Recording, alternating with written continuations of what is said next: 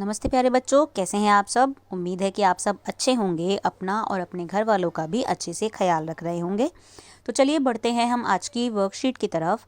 आज दिन है वीरवार और तारीख है 18 फरवरी 2021। वर्कशीट नंबर है 172। ये वर्कशीट आपकी हिंदी की वर्कशीट है जिसका जो पाठ मुफ्त ही मुफ्त से ली गई है। नमस्ते बच्चों, कैसे हो आप। आपको याद है ना कि भीखू भाई नारियल की खोज में कहाँ कहाँ गए थे और किस किस से मिले थे।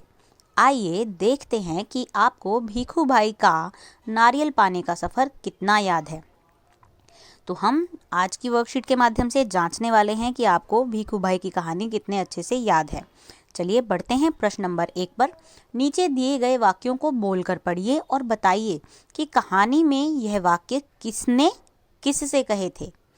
सच जितना चाहूं ले लूं, ये वाक्य किसका कहा हुआ है और किससे कहा है, ये आपको सामने वाले ब्लैंक्स, सामने वाले डब्बे में लिखना है।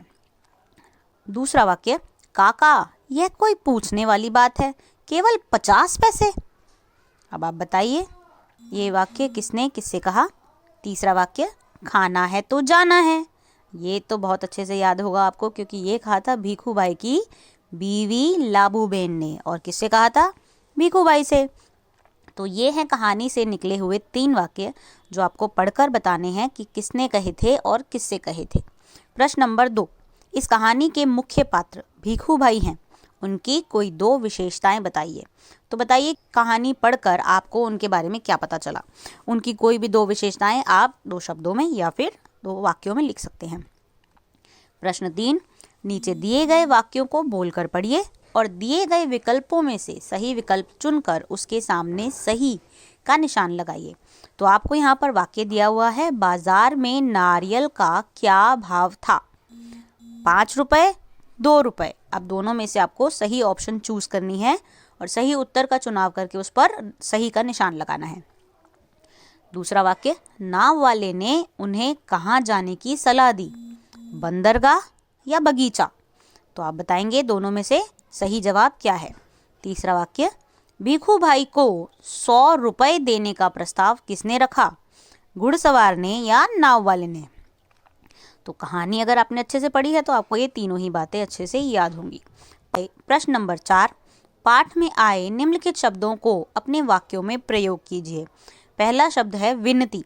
विनती करना मतलब किसी से प्रार्थना करना। तो आपको एक वाक्य बनाना है जिसमें विनती शब्द आना चाहिए। दूसरा शब्द है कोलाहल। कोलाहल का मतलब आपको बताया गया था शोर। तो आपको एक वाक्य बनाना है जिसमें कोलाहल शब्द आना चाहिए। प्रश्न 5, बच्चों लॉकडाउन के बाद अब धीरे धीरे अनलॉक की प्रक्रिया शुरू हो गई है।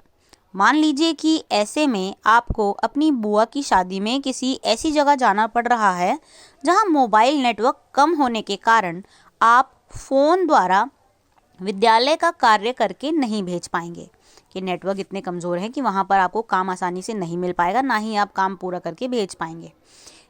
यह कारण बताते हुए अपने विद्यालय के प्रधानाचार्य या प्रधानाचार्य जी को 1 सप्ताह के अवकाश के लिए प्रार्थना पत्र लिखिए।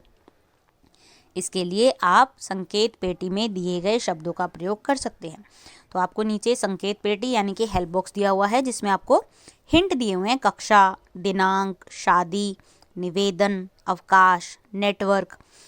आप इन्हीं का इस्तेमाल कीजिए और इसके अलावा और शब्दों का इस्तेमाल कीजिए और एक पत्र लिखिए अपने स्कूल की प्रधानाचार्य जी को कि आपको 1 हफ्ते के लिए शादी में जाना है। शादी का स्थान बहुत ही दूर है जहां पर मोबाइल नेटवर्क कमज़ोर होने के कारण आप अपना रोज़ाना का जो होमवर्क होता है वो नहीं भेज पाएंगे।